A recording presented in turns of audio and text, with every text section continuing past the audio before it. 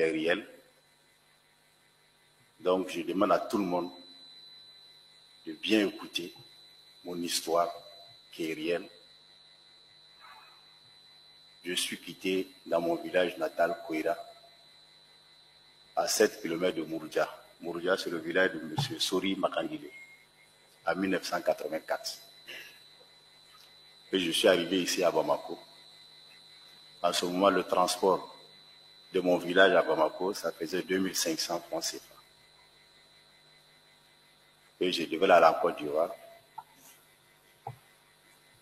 Avant d'aller, je suis allé, comme on appelle, aide-maçon, dans un chantier de construction.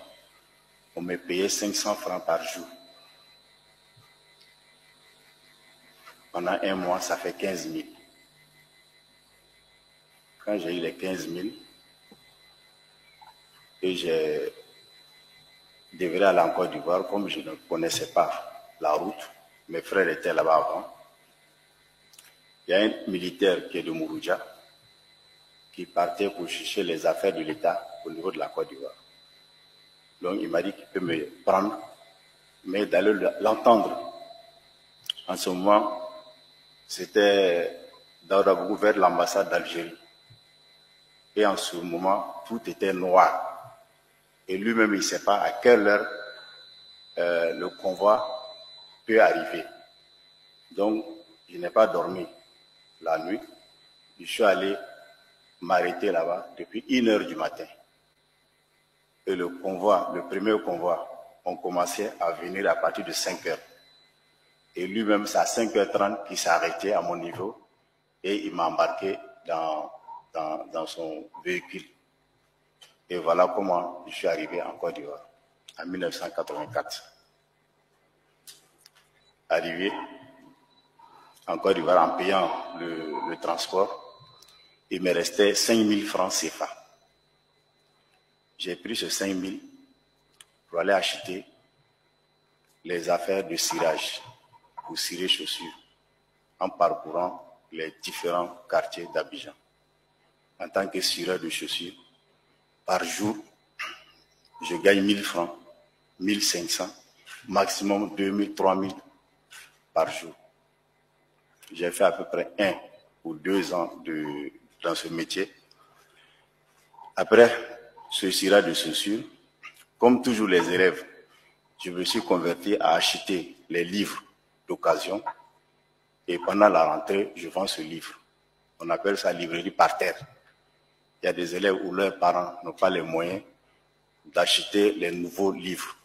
Donc, nous prenons les anciens livres avec des élèves qu'on paye et qu'on revend aux autres élèves pendant la rentrée scolaire. Et après ça, petit à petit,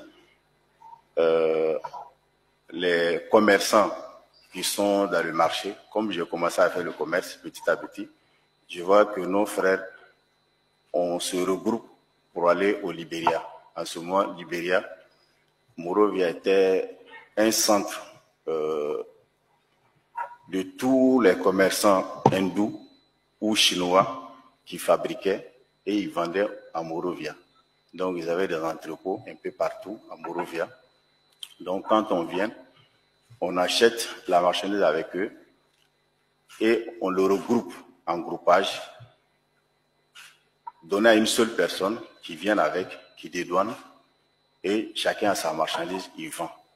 Donc, petit à petit, je me suis fait un petit capital dans ce petit commerce, toujours en Côte d'Ivoire. Et je pensais que j'ai eu un fonds et je prenais aussi des sacs localement avec des Libanais et puis je vendais. Et d'un coup, en 93, il y a eu le feu qui a pris le marché, à Djamé Marché. Toutes mes économies sont parties.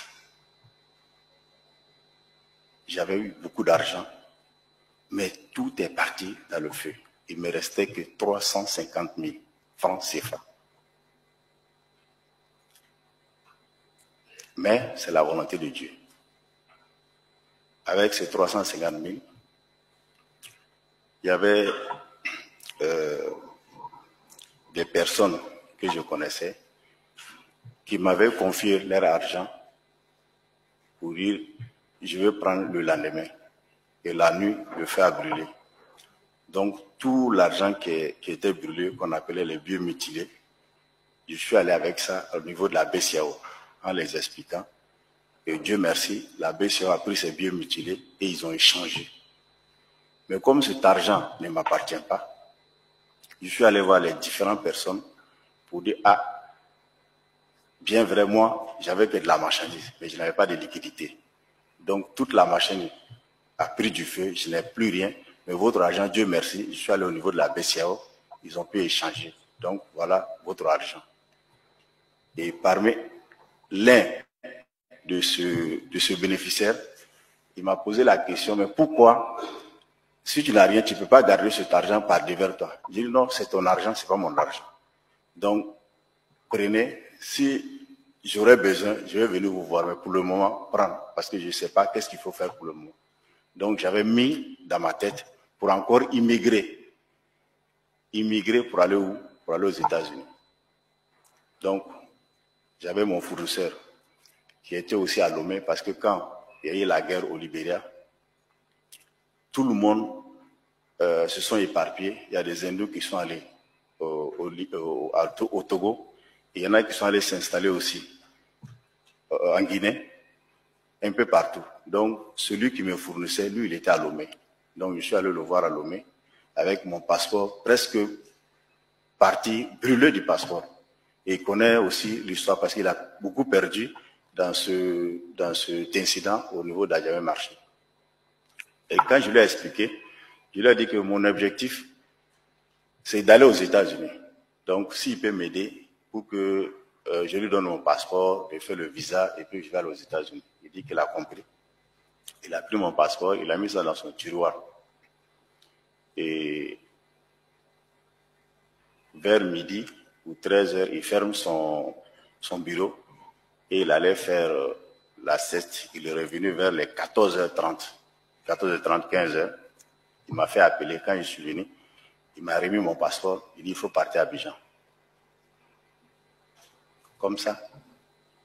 Je n'ai pas demandé pourquoi. Qu'est-ce que vous allez faire pour moi? Comme il a dit de là à Abidjan, il n'y a aucun problème. En ce moment, le vol qui était là, c'était Air Afrique. Et le billet coûtait environ 55 000 aller-retour. Donc, j'ai pu avoir le vol de 22h. Je suis quitté à Lomé, arrivé à Abidjan, c'était vendredi. Je suis arrivé autour de minuit chez moi à la maison. Et le lendemain, je vais au marché, l'étal vide, il n'y avait rien. Je suis allé m'asseoir, mais personne ne sait qu'est-ce que j'ai eu comme... il y en a même qui pensent que j'ai de l'argent parce que j'ai bougé. Le fait que j'ai voyagé et que je suis venu, pour eux, je suis allé m'approvisionner pour venir. Mais il n'y a rien. Donc, je suis resté samedi, dimanche, lundi. Et mardi, la banque m'appelle pour dire, ah, vous avez reçu un transfert sur votre compte en provenant de Lomé d'un montant de 10 millions. Et comment? Il dit, ah, en tout cas, vous avez reçu un transfert de Lomé de 10 millions. Et je l'ai appelé. Il dit, non, il n'y a pas de problème. Il va me rappeler. Sans confirmer que c'est lui, mais il me dit qu'il va me rappeler. Ça, c'était mardi. Mercredi, jeudi, je reçois un coup de fil de l'aéroport d'Abidjan, comme quoi, de faire rapidement parce que j'ai inondé leur magasin. Et il m'a fait venir des conteneurs par avion, cargo, qui sont venus au niveau de l'aéroport d'Abidjan pour que je vienne enlever. Donc, la personne par qui aussi, celui qui m'avait confié son argent, c'était une femme douanière qui partait aussi au Brésil. Elle a vendu, elle ne veut pas rentrer l'argent avec elle chez elle à la maison, elle m'a confié. Donc, quand les marchandises sont arrivés, elle aussi était au niveau de l'aéroport, je suis allé la voir pour dire, ah, voilà ce qui s'est passé. Vraiment, je voulais aller à l'Exode, je suis allé voir mon fournisseur à Lomé, voilà ce qui s'est passé. En ce moment, l'administration ou la douane en Côte d'Ivoire, c'était pas compliqué. Et elle aussi, elle ne sait pas comment il faut faire pour me rendre heureux.